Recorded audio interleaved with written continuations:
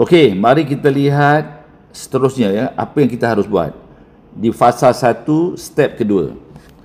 Okey, dalam kita hendak membina bisnes ini ya, bersama dengan teman-teman kita seluruh tim, semua orang mesti menggunakan formula Go 1 4, selepas itu 8. Maksudnya apa? Kita hendaklah berkempen untuk mengajak ahli keluarga kita dan juga seluruh teman-teman kita untuk bertukar daripada gula pasir kepada gula O. Itu yang dinamakan Go tadi tu. Okey, 1 itu diri kita mengajak minimum 4 orang rakan. Okey, step yang kedua nanti kita tambah lagi 4 orang menjadi 8. Insya-Allah dalam masa 8 bulan kita akan sukses untuk dapat ya purata 3 biji kereta. Itu maksud dia. Okey, dalam fasa 1 step 2 ini kita akan mengajak 4 orang teman kita bersesuaian dengan formula Go 1 4 tadi ya. Kita minimum mengajak 4 orang teman. Siapa teman kita? R1, R2, R3, R4 yang dituliskan di bawah. Dan teman-teman kita ini juga minimum mengambil 7 ID seperti kita, dan ID yang paling besar yang atas sekali juga ambil D4 yang bernilai 5,200. Maksudnya begitu. Semua orang mesti sama serupa. Dia punya tindakan dia, iaitu mengikuti formula Go 148. Barulah nanti kita akan berjaya kaya raya bersama. Okey, ketika R1, R2, R3, R4 ini menyertai BioRich, sebelum korang key in, ID U2 dan U3 hendaklah kita upgrade minimum menjadi D0.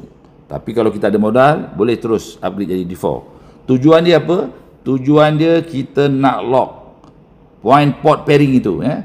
Kalau kita tak upgrade, kekal di X, ya kita akan hanya dapat lock dia punya bilangan downline, tetapi kita tidak dapat untuk lock port pairing itu.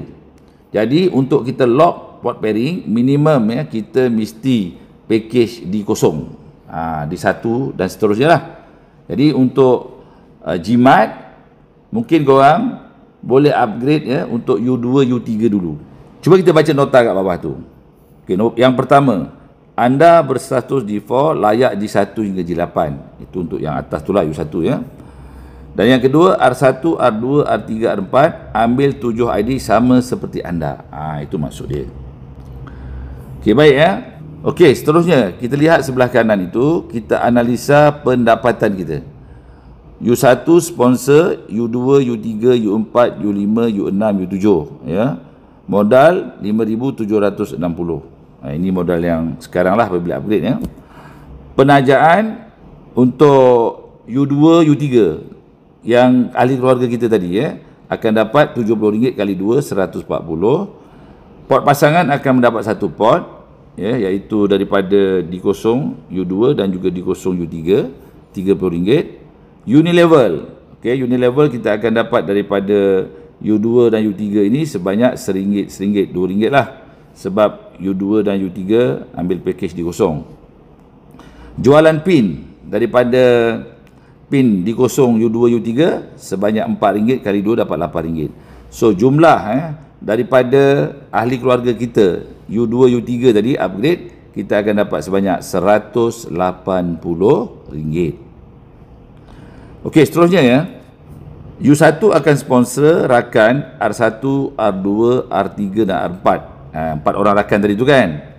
Jadi bonus penajaannya ialah 1,400 kali 4 sebanyak RM5,600. Okey, port pasangan. Contoh R1 versus R2. Itu dah sebanyak 20 port ya, kali dengan 30, maksudnya 600.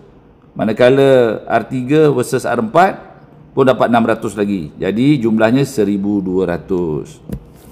Unilevel untuk R1, R2, R3, R4, dia duduk di level yang keberapa tu sebenarnya? Ya, 1, 2, 3.